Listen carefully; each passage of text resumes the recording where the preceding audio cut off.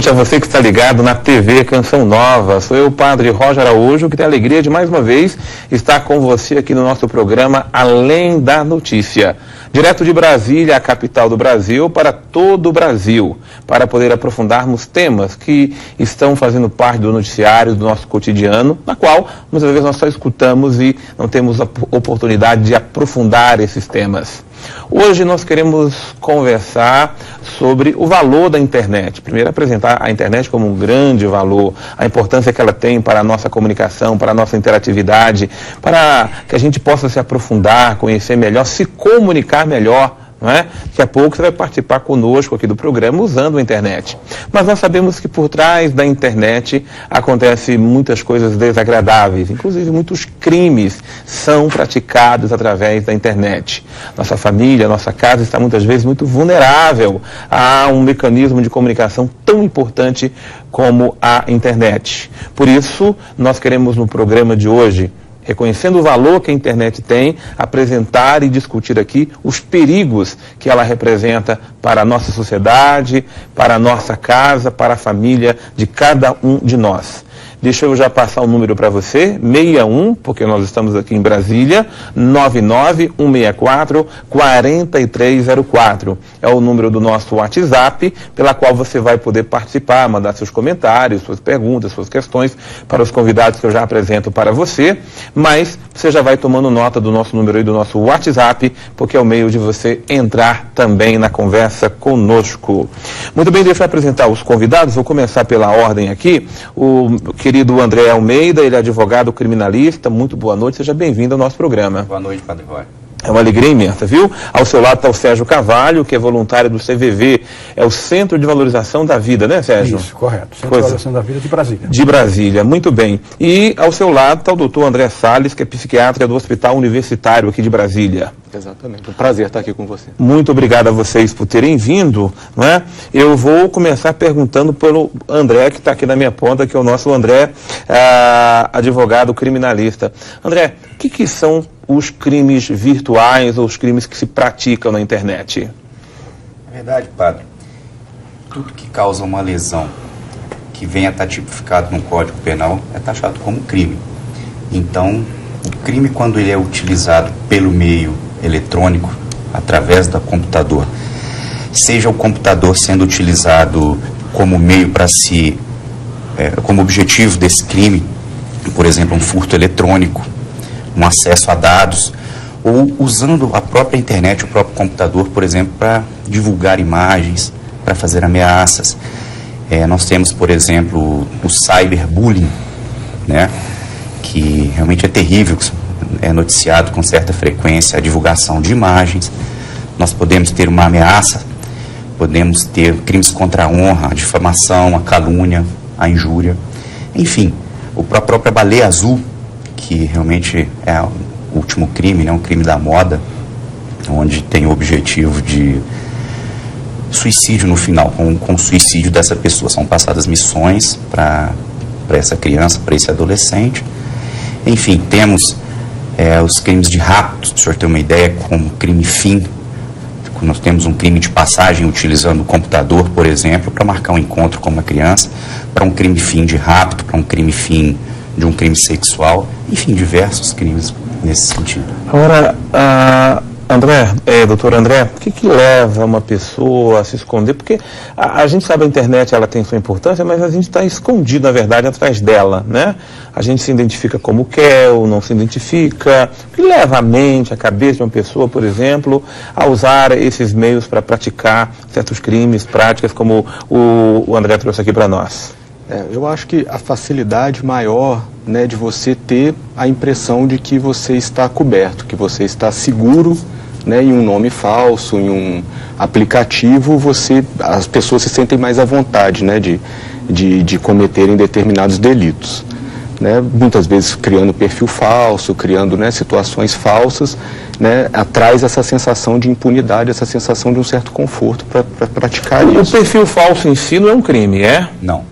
Você é obrigado a usar o seu nome quando você entra lá, não. Não, você pode criar um personagem sem problema. Sem problema, desde que você não use para causar nenhuma lesão jurídica. Uma outra você pessoa. Não use para com um crime fim, para um estelionato, né? Para um crime, como o doutor foi bem claro, você acha que está seguro por trás da sua tela, e ao mesmo tempo você difama alguém, ou você faz uma ameaça, ou uma injúria, né? Algo nesse sentido. Sérgio, você está lá como voluntário do CVV, as pessoas ligam muito para o CVV por qual motivo? Geralmente é por solidão, né? Por falta de pessoas ao lado dela que possa, de maneira segura, né? De maneira sigilosa, conversar sobre assuntos muito íntimos dela. E as pessoas ligam lá muito machucadas, feridas? Sim. A gente tem vários graus de sofrimento, né? Tem graus mais leves, né? Que a pessoa liga lá para desabafar mesmo, e tem graus mais próximos até do suicídio, né? Então a gente tem uma abordagem lá de ajuda, que a gente tenta ajudar essa pessoa. Eu quero lançar uma questão aqui para os três, no seguinte aspecto. A internet acaba sendo esse bem que facilita a interatividade, a comunicação, mas acho que uma das coisas que mais dói, machuca e deixa a vida ficar lá embaixo, isso a gente percebe, de um artista a uma pessoa anônima, é quando uma pessoa é, por exemplo, difamada. Né? Se usa as redes sociais, se usa a internet para você difamar alguém, para você tirar a boa imagem que alguém tem, não é? Como é que fica a pessoa num estado como esse, André? A gente vivendo nessa era digital, a gente tem essa perspectiva de um contato social mais amplo e restrito. Mas, ao mesmo tempo, isso potencializa de uma maneira extremamente significativa, né, a forma como as pessoas te veem. Né, você estando num perfil na internet e algo remetendo a você é colocado ali, o alcance que isso vai ter, a potencialização disso, né, é muito grande. Então acaba que situações que eram tidas, né, de maneiras mais sociais, coloquiais, isso torna uma potência muito grande. Né? A gente pode ver, por exemplo, pessoas que têm muitos seguidores na internet, quando algo ruim acontece com elas, as pessoas sabem de uma maneira extremamente rápida e isso se propaga de uma maneira extremamente intensa. Né? Então você vê que o impacto disso na vida da pessoa é avassalador. Né? E é uma situação, André Almeida, que é difícil de você corrigi-la até, né? Por mais que você descubra, por mais que você impute, é uma pena para quem cometeu um crime desse, mas a imagem da pessoa prejudicada é difícil de recuperar, né? Sim. Na verdade, o potencializador, essa rapidez da divulgação, antigamente para que você emitisse uma mensagem, né, nós tínhamos carta ou próprio telefone. Hoje não, hoje uma pessoa tem acesso do outro lado do mundo a uma imagem ou uma informação.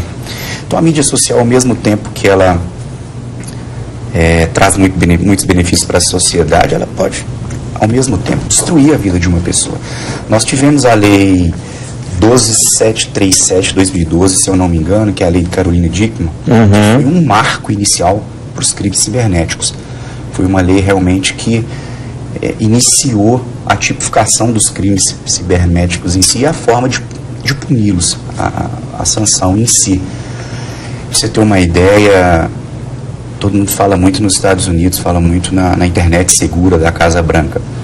A própria ex-primeira-dama Caroline Obama, ela teve os dados hackeados, para você ter uma ideia. Então isso é muito difícil de você estar delimitando. E para a pessoa resgatar isso, né, hoje o delegado já tem poder de ir no remover conteúdo num site, por exemplo, e pedir para remover aquele conteúdo de cenas de uma pessoa nua, por exemplo, ou vídeos. Porque você imagina, até que você entre com um requerimento pedindo para que um juiz despache no sentido de autorizar que remova aquelas imagens ou aqueles... Já multiplicou para o mundo o negócio. Então essa agilidade, ela tem facilitado muito, inclusive, a diminuir esse espaço, essa propagação.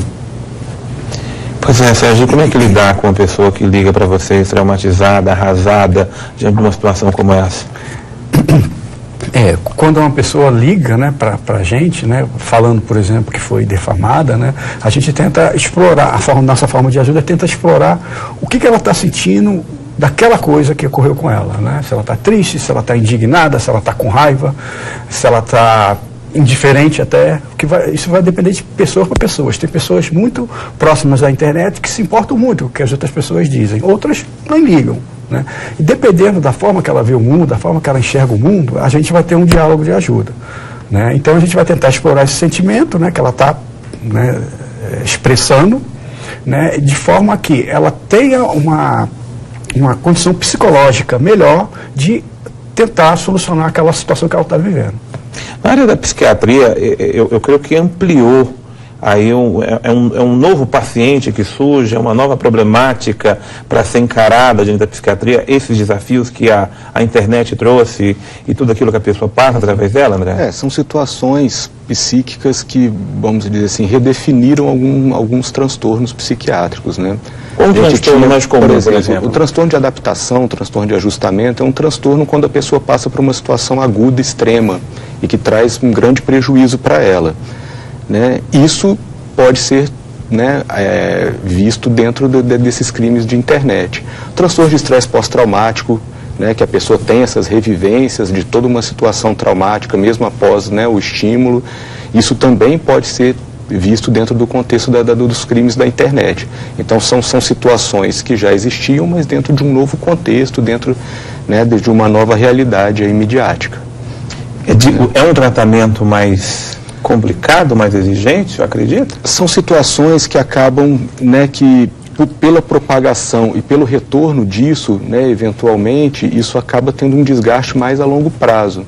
Então é muito comum a gente ver pessoas que foram expostas e essa exposição acabar retomando em algum outro momento, porque realmente é difícil você rastrear, né, todo esse contexto para poder tomar uma decisão. Então vira e mexe, né, acaba voltando a situação e a pessoa volta numa situação mais aguda, né? Agora, André Almeida, eu creio que é um pouco difícil para a sua área. Você citou agora há pouco a lei da Carolina Dickmann, né? Ela é muito recente, mas a internet é um mundo muito livre. Né? É um mundo muito livre. Você veja que hoje você tem dificuldade até para...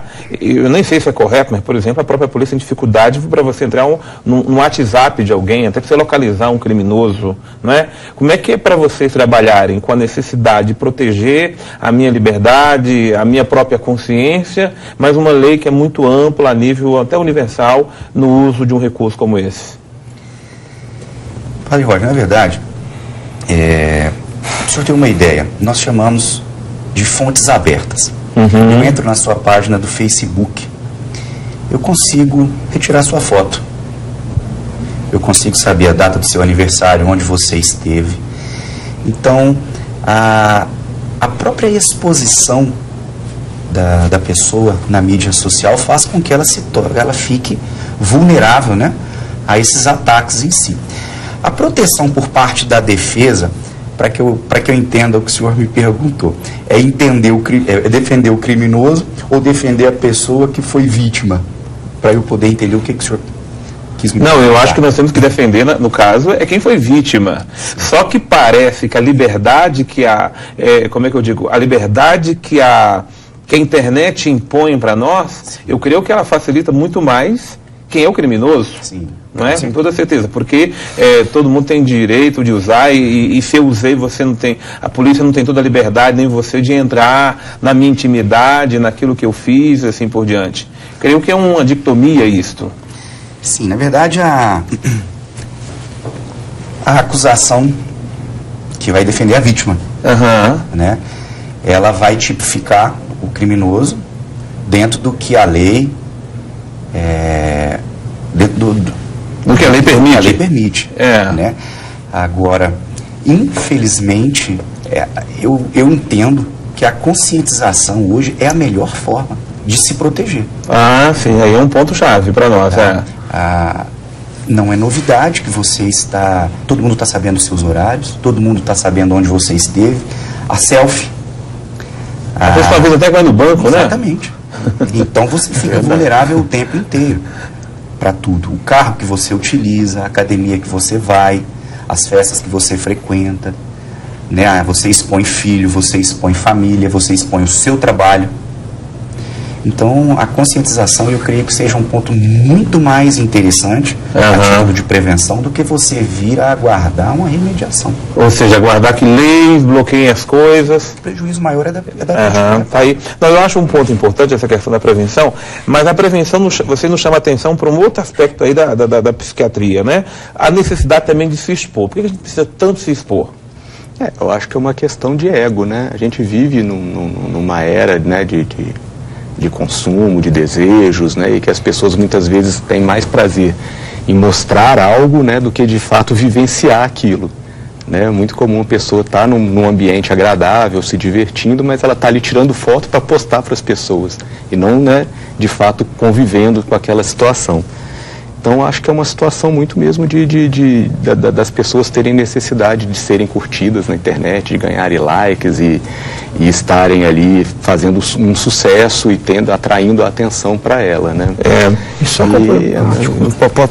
complementando, né, do ponto de vista do CGV, uma pessoa desse tipo, né, que se contenta ou se apraz só com aspecto significativo de elogios, de algo externo, né, são as pessoas mais vulneráveis, né, que têm uma probabilidade de sofrimento muito grande, né, porque elas ficam vivenciando uma coisa que elas não são, né, elas ficam usando máscaras, né, irreal, enganam a si mesmo, né, e são muito vulneráveis a ter um ataque de sofrimento, né, de depressão, de tristeza. E acabam se colocando em comparação com outras pessoas que também têm esse tipo de hábito. Né? Então, poxa, aquela pessoa, né, tem uma vida melhor, tem uma vida mais divertida, e acaba que a pessoa mesmo começa a se sentir mal perante a situação, de buscar, né, prazer para poder mostrar aquilo e de comparar o seu padrão de vida, o seu padrão, né, de vida virtual, pelo menos, com o das outras pessoas que também estão postando, né? É interessante aí. Então, é um ponto que a gente já está percebendo aqui, é uma necessidade de exposição. E a internet, as redes sociais facilitam isso demais. Você lembrou uma coisa? Eu não gosto de sentar para comer, vamos tirar foto. E aí eu quero comer, pelo amor de Deus. Né? E as pessoas não precisam, tem que tirar foto ali, até do prato que você está comendo. Eu quero comer. Padre, inclusive, o meio mais utilizado e um facilitador da polícia para achar criminosos é a mídia, porque ele comete o crime e se expõe. Então, vídeos, fotos, áudios, é o que o senhor está vendo, o que a gente vê o tempo inteiro aí na internet é a forma da polícia buscar, porque a fonte é aberta. Porque a fonte é aberta, dali, o próprio criminoso está exposto. Verdade. Mas vamos voltar falando sobre muitas vezes ostentando aquilo ali, né? O fruto do crime dele, ele ostenta, né? Ele traz aquilo de uma maneira. Mas eu fiquei o criminoso, mas o rapaz, aquele que raspou a cabeça do menino, né? Que pegou, e ele fez questão de colocar na internet aquilo que ele fez, né? O Odaí pergunta aqui para os nossos convidados, o Odaí é de Curitiba, no Paraná. Boa noite. Ele pergunta como podemos controlar nossas crianças dos perigos da internet e por que as nossas crianças são as mais vulneráveis na internet. Vocês acreditam que as crianças são as mais vulneráveis? Sim, muito vulneráveis. Porque elas não têm ainda a malícia, né, o amadurecimento psíquico necessário para poder refletir sobre determinadas situações. Né, e acaba que pessoas curiosas, pessoas, né, que estão ali, né, ávidas por conhecimento, por interatividade, acabam se expondo de uma maneira muito ingênua, né? Exatamente. Verdade. E concordo com o doutor André, né? E uma forma de você preparar a criança não é proibi-la de usar a internet. Isso de maneira alguma, que hoje é quase impossível, a não ser em comunidades isoladas, né? A criança sabe usar a internet mais do que os pais, né? Você tem nada mais do que os pais. Tem um diálogo aberto, né, com a criança, né? Vendo qual foi a percepção da criança, né, com aquela experiência que ela teve, né, e deixando ela ver algumas coisas que a idade dela permite, né, mas sempre com um diálogo aberto e franco. André, e aí, o que fazer para controlar as crianças desses perigos da internet? Odair, né? É isso. Odair, eu sugeriria a você que implementasse esses aplicativos do Google, enfim, qualquer um que venha a ser a sua escolha, e que você limite realmente o acesso do seu filho, dos seus clientes, das suas crianças a certos sites. E por que a criança é mais vulnerável? Porque ela ainda não tem realmente uma maturidade formada. Ela, inclusive, é tratada de forma diferente no direito. quando se fala em criança, né, até 12 anos incompletos, ela realmente é um ser humano ainda desprovido de capacidade própria. Então, é muito interessante que realmente você fique de cima, bloqueie, limite o acesso. Creio eu que seria melhor essa, uma forma mais preventiva. A Sociedade Brasileira de Pediatria, o ano passado, acho que foi por volta de novembro, ela criou uma cartilha de recomendações para os pais e para as famílias sobre, né, o contato das crianças com a internet. Então lá eles têm toda, né, uma forma de você lidar com isso. Até determinada idade é contraindicado a exposição à internet, a telas, a monitores, tempo de tela para cada faixa etária de crianças, como você usar as ferramentas, né, de bloquear ou de selecionar conteúdo. Onde achamos isso, o André? Google, você pode entrar na loja, né, de aplicativo do seu celular, por exemplo. Não, mas você mencionava o site de onde? A Sociedade Brasileira de Pediatria publicou isso e é público. Você pode digitar no Google lá, recomendações digitais da Sociedade Brasileira de Pediatria, vem em PDF com todo esse material. Né? No site, né, nas lojas, né, de aplicativos dos celulares, dos smartphones, você também consegue ferramentas para bloquear, ferramentas para criança. O Google lançou agora, né, um Google para criança que chama Kiddle, que você pode bloquear o Google adulto e a criança só usar o Kiddle, que é um Google especificamente para faixa etária. Né? Então, são ferramentas muito, muito importantes e muito interessantes para você, né, não privar a criança de acesso à internet. Mas vocês não acham que devia ter um limite de uso da internet numa casa? Por exemplo, ou os pais põem crianças para ir para cada um para o seu quarto, não é? Chama a atenção, por exemplo, dos jogos da internet. Você vê crianças que viram à noite naqueles jogos, né? Os pais deixam aí de crianças, adolescentes e por diante. Depois fica uma coisa incontrolável.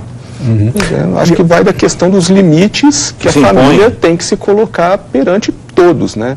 É muito comum a gente ver também adolescentes que ficam muito na internet, mas porque os pais ficam muito na internet.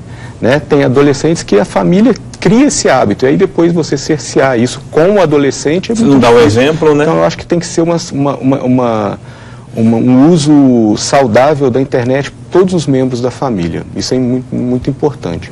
Eu acho também que, pelo fato de a criança ou o adolescente buscar muitos jogos ou buscar muitos entretenimentos da internet, pode ser um indício, não necessariamente da ausência dos pais ou das pessoas responsáveis por eles, né?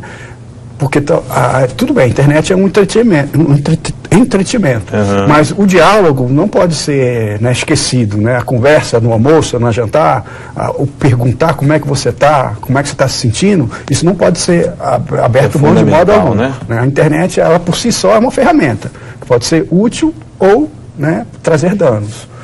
Então, os pais, as pessoas próximas, essas pessoas mais vulneráveis, têm que prestar esse espaço, dando atenção, dando carinho, dando acolhimento. Tá certo. Tem uma pergunta aqui direta para o nosso advogado, o nosso querido André Almeida, perguntando o seguinte: Adriana Félix, de Belo Horizonte, pergunta para o senhor: o que é considerado um crime cibernético? Existem delegacias especializadas em casos de crimes ocorridos por meio virtual? Adriana, né? Isso. Olá, Adriana, boa noite. Sim, os complexos hoje da polícia já possuem especializadas em crimes cibernéticos. As nossas leis, o crime cibernético, as investigações em si, estão numa fase muito inicial, muito precoce ainda no Brasil. Há de melhorar. Por exemplo, nos Estados Unidos, nos crimes cibernéticos hoje, as penas são mais duras, elas já começam com 10 anos. No Brasil, nós não temos isso.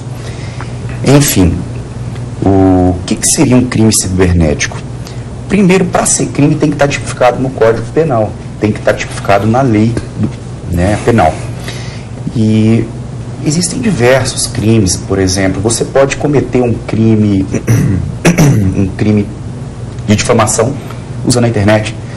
Então, por exemplo, eu dizer que você é isso ou aquilo e te difamar perante o público, pessoalmente, é diferente de eu escrever, de eu digitar e de eu publicar isso via internet. Eu posso cometer esse crime via internet, eu posso usar o computador para cometer um estelionato, eu posso usar a internet, o computador em si, para cometer um rapto, marcar um encontro. Então eu estou utilizando de crimes meio para chegar a um crime fim. Então o que tem a ver, o que tiver ligação com a internet, com o meio eletrônico, ele vai ser considerado um crime eletrônico. Tá, mas qualquer delegacia você pode recorrer se você for vítima de um crime eletrônico? Sim, as delegacias 24 horas, qualquer delegacia ela está apta para que você noticie esse crime. A investigação ela vai partir de uma especializada. Se você teve o seu carro roubado ou furtado, qualquer delegacia você pode noticiar. Quem vai investigar é a delegacia de roubos e furtos. Se você tem um crime sexual, será noticiado em qual você vai ter em Brasília, DPCA, se eu não me engano. Enfim, Pois é, aqui em Brasília, nós temos uma delegacia especializada. Em Brasília, nós já temos delegacias especializadas nas DPS, se eu não me engano, no Parque da Cidade, naquele complexo de polícia. É uma só aqui em Brasília, para esse tipo de crimes? Sim, ali você tem a central, você tem um complexo, de investigações. Tá ótimo. Bom, chegando aqui para o André Salles, psiquiatra, pergunta o seguinte: André, a pessoa não quer se identificar, tá bom, mas ela te pergunta, poderíamos diagnosticar qual é o sentimento da pessoa que difama e fere a moral ou a imagem de alguém pelo meio virtual? Ela tem um sentimento de prazer? Ela é um psicopata? Eu acho que existem formas, né, de justificativas para a pessoa fazer isso. Né? Muitas vezes a pessoa pode, de fato, ter uma personalidade patológica, né, que a gente chama de psicopatia, ou uma personalidade emocionalmente instável, né, outros tipos de personalidade. Mas muitas vezes um sentimento de vingança que nutre, né, a pessoa se sentiu de alguma forma lesada por aquela pessoa e tenta, né, responder de uma maneira, né, a difamá-la. Né, e muitas vezes a pessoa tem prazer nisso, né, ela consegue essa finalidade, né, de obter uma vingança, de obter uma revida, né, do que ela supostamente acha que sofreu. Geralmente isso acontece. Quando se diagnostica que é um psicopata, atenua a pena do criminoso?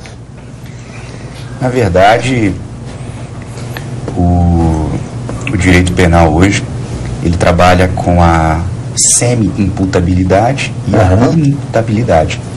São pessoas que no momento da ação ou da omissão do crime, o estado dela é que vai dizer se ela realmente ela estaria naquela situação de forma voluntária. Por exemplo, uma pessoa que bebe, uma pessoa que usa droga e eu estava drogado no momento em que eu cometi tal crime.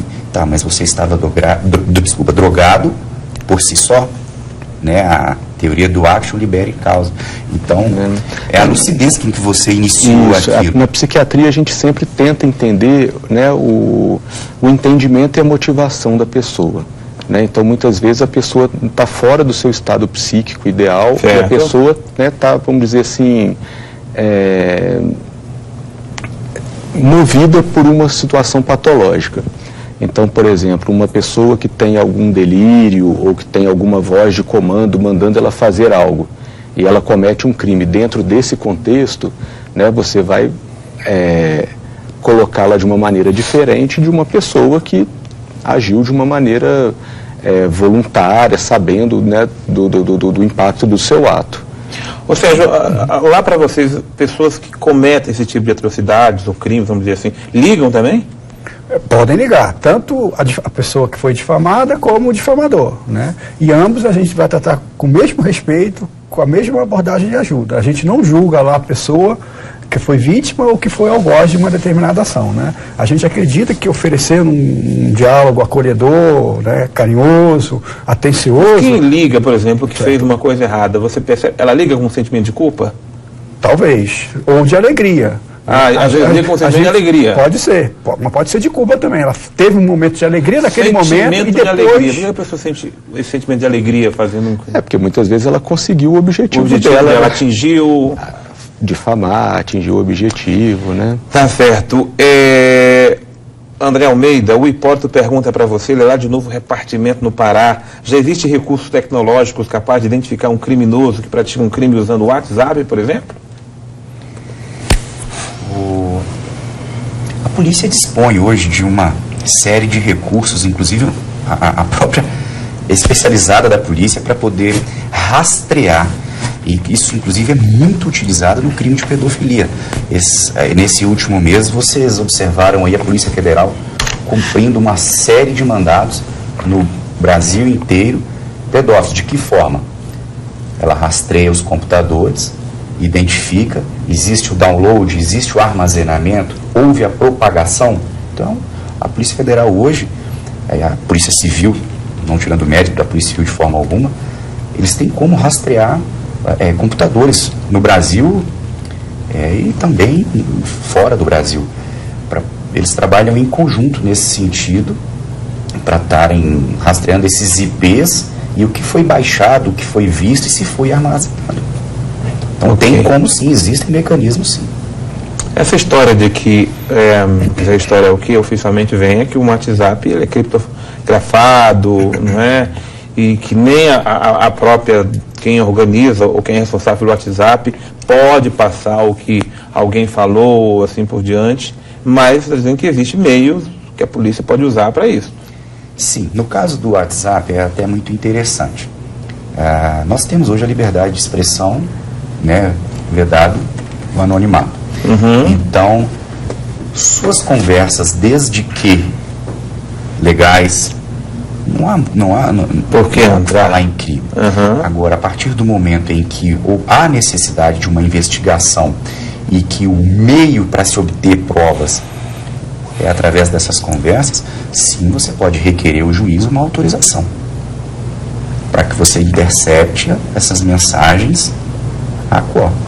Pois é, mas a justiça obriga o WhatsApp a fornecer essas informações? Tem como? Até um tempo desse daí nós tivemos um bloqueio de WhatsApp, nós ficamos algumas horas, a gente quase morreu, né, pai? Como é que minha vida sem WhatsApp? Eu vou ficar sem WhatsApp. Mas foi nesse sentido. Consegue-se uma liminar, né, para que ele libere aquelas mensagens para a justiça, para que o juiz tenha acesso àquilo, o Ministério Público, para formar um convencimento a respeito daquele crime. Ok, muito bem. O Valdir, lá de Farroupilha, Rio Grande do Sul, um abraço grande para o nosso querido Rio Grande do Sul. O número de redes sociais estão sendo ampliadas, estão sendo ampliados cada vez mais. São mecanismos de afastamento ou de aproximação das pessoas? Até onde isso pode contribuir? Então, ainda é uma volta à discussão anterior, né?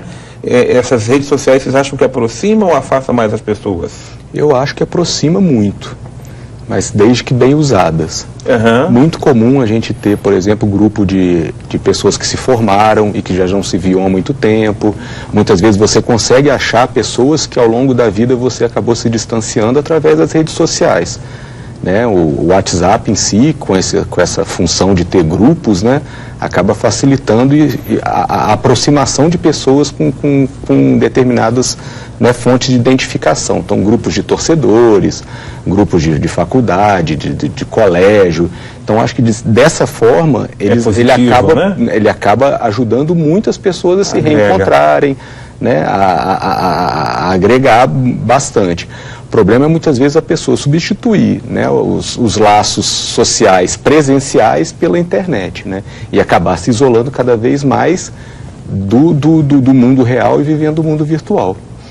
Né, isso é um perigo. Eu acho que ambos, né, afasta, né, a pessoa se isola e ao mesmo tempo, dependendo do uso da ferramenta, né, elas se unem, né, elas se juntam, se aproximam, né, porque geralmente esses contatos, né, via WhatsApp, via internet, são muito superficiais.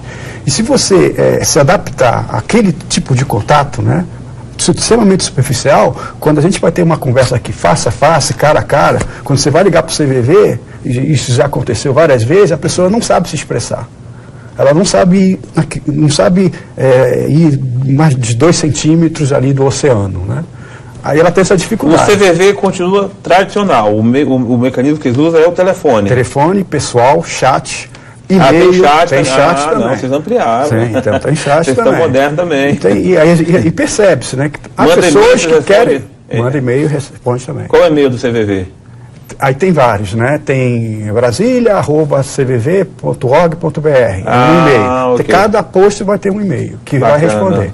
No site www.cvv.org.br tem todos os meios de entrar em contato com o CVV, né? E eu começo perguntando para os meus convidados, porque ficou muito comum, muito falado a questão do caso da baleia azul, né? Queria que vocês explicassem para nós o que foi o caso da baleia azul, não é?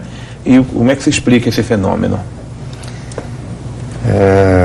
Baleia azul, ela é de origem russa, e o nome baleia azul, doutrinariamente, se fala onde as baleias encalhavam na praia, e isto era visto como um suicídio, que é o objetivo final da baleia azul. É um jogo em que algumas pessoas convencem, influenciam uma rede, crianças, adolescentes, a participarem e vão cumprindo etapas, diversas etapas, em que a última é o suicídio em si. Enfim, o direito vê isso daí, às vezes nos perguntam, por exemplo, mas como que a pessoa pode ser punida? Quem se suicida não tem como ser punido, a não ser com a própria morte. O princípio da alteridade do direito penal não permite que você se não permite que você seja punido por se autolesionar. Porém, a pessoa que instiga, né, ou ajuda, incentiva o suicídio alheio, ele incorre no artigo 122 do Código Penal em si, que é a instigação ao suicídio. E por ali ele vai se desmembrando, se a vítima é menor de 14, se a vítima é menor de 18 a 14, se a vítima é maior. Inclusive, ele passa a ser tipificado não como instigação ao suicídio, mas como homicídio, caso a vítima seja menor de 14. Ok. Esse fenômeno, como é que se explica? Pois é, uma coisa importante da gente lembrar, assim, Baleia Azul teve uma repercussão enorme lá por volta de abril desse ano, né? Mas o jogo em si, a Baleia Azul, ele acabou sendo um pano de fundo, assim, para algo que já vem acontecendo há muito tempo e que acabou tomando uma proporção e tomando as redes e as mídias por conta desse jogo. O jogo em si, as pessoas participarem desse jogo, ainda é uma característica que está sendo investigada, se de fato as pessoas estão propondo isso, se os óbitos ocorridos, né, tem relação mesmo com pessoas, parece uma pessoa russa já foi identificada que de fato fazia isso, mas a notícia é uma notícia antiga da Rússia, que acabou chegando na Inglaterra e que da Inglaterra acabou tomando uma proporção muito grande.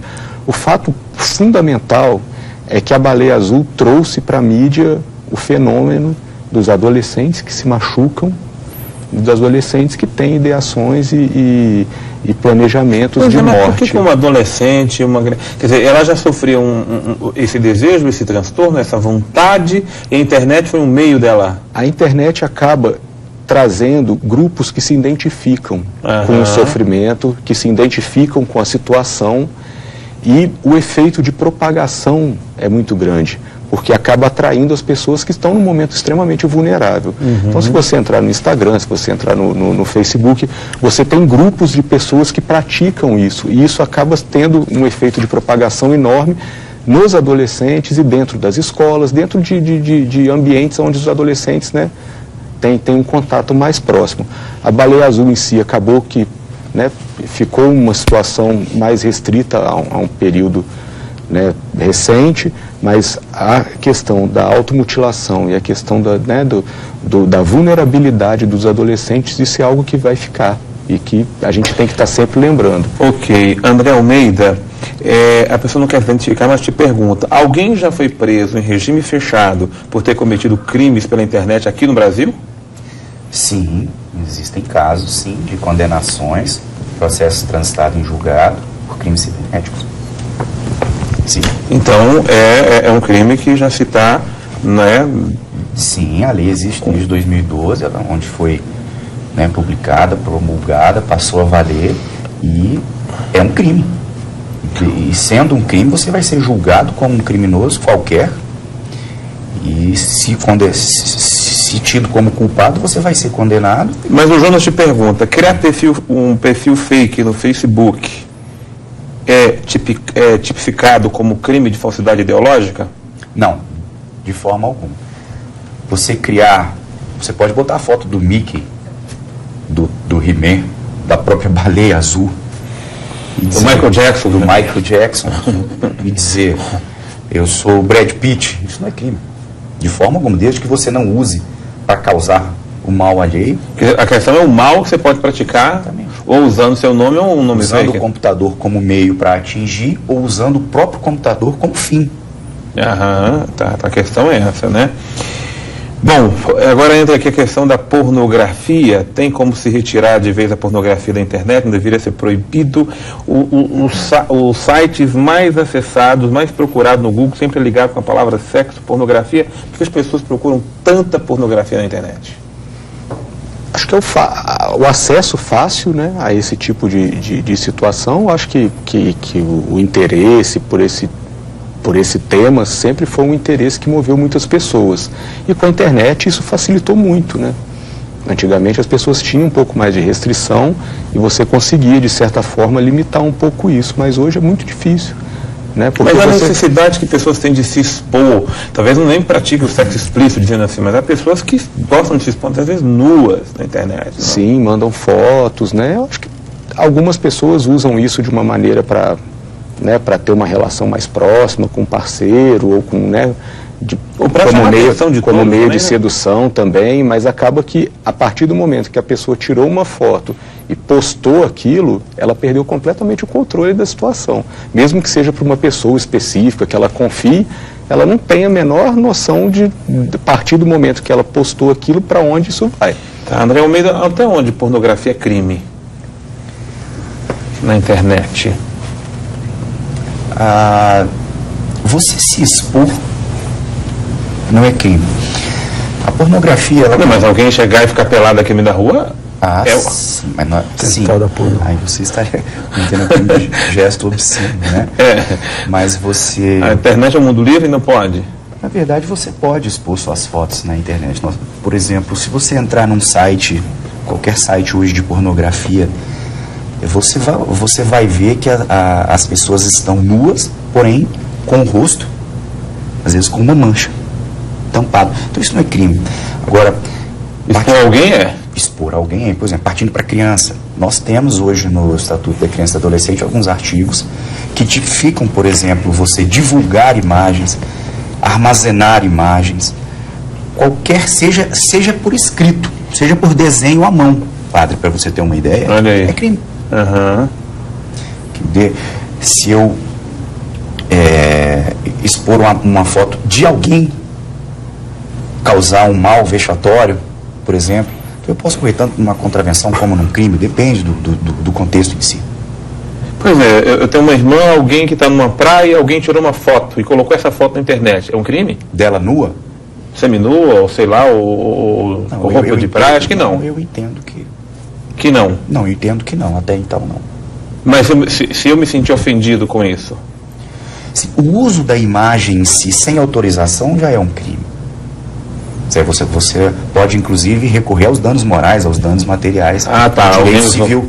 Ok, porque usar minha imagem sem minha autorização. Você não pode divulgar a imagem, voz, né? De alguém sem autorização da pessoa. Exatamente. Então nós temos que ter muito cuidado com essa divisão das esferas no direito em si. A retribuição a título de danos, né? Materiais, danos morais e com o crime em si. Como é que chama aqui? O Marcelo, ele é professor, ele criou um projeto na web chamado infanciadigital.com.br e pergunta aqui para os nossos convidados, por que a justiça não proíbe como as grandes redes sociais, YouTube, Facebook, elas vinculem materiais nocivos à infância, como desafios, pornografia, violência? Por que não... vocês acham que seria necessário uma moderação dos conteúdos antes da publicação? Eu acho que você entra numa esfera de regulação, de censura, que é algo que precisa ser muito conversado, né? Quem vai regular? Quem vai ser essa pessoa? Critérios Quais serão os critérios utilizados, né? Então, isso é uma situação bastante delicada. O Marco Civil da internet tem sido debatido, mas traz toda essa repercussão de é censura, não é censura, quem vai fazer isso, quem vai ponderar o que vai para a internet e o que não vai. Resolve, Sérgio? Essa discussão tem que ser feita, né? Por quem? Pela sociedade, por organizações não governamentais, né?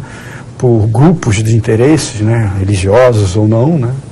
Que devem ser discutidos esse assunto. E se você me permite, padre, só para botar a questão da baleia azul, o que faz um jovem participar desse desafio, né?